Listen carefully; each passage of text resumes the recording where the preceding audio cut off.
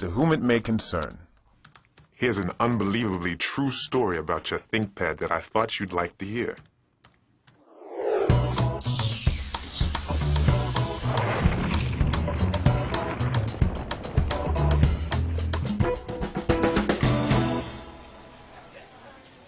I'm a computer technician for a major newspaper.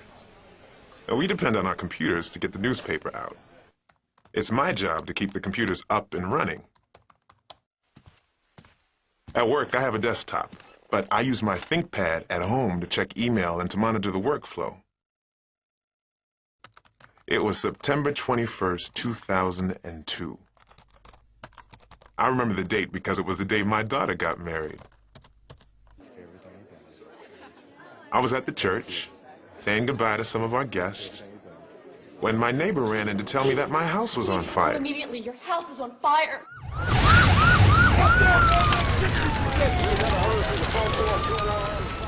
By the time I got there, everything was pretty far gone. And what wasn't gone was wet. I remember standing by, just watching helplessly, when a fireman throws my ThinkPad out the second-floor window. It landed below in a pile of wet debris. I was too dazed to think about it then.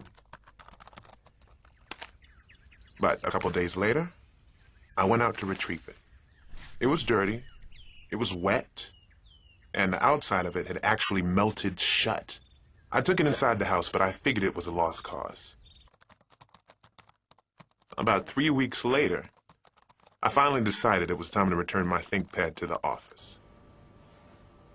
As I relayed the story of what had happened to one of my fellow computer techs, we decided to see if the ThinkPad still worked. Gosh, it's melted. We had to use a screwdriver to get the melted case open.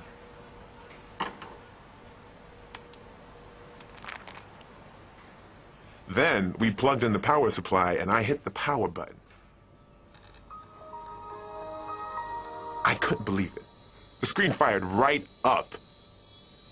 It was a bit warped, but it worked. My ThinkPad had survived a fire, water from a fire hose, a drop out a second-story window, and days and nights under wet, soggy debris. Not only did it start right up, all the data was intact. If I hadn't been there to see it, I never would have believed it. Thank you, ThinkPad. Sincerely, Keith Jones, computer technician.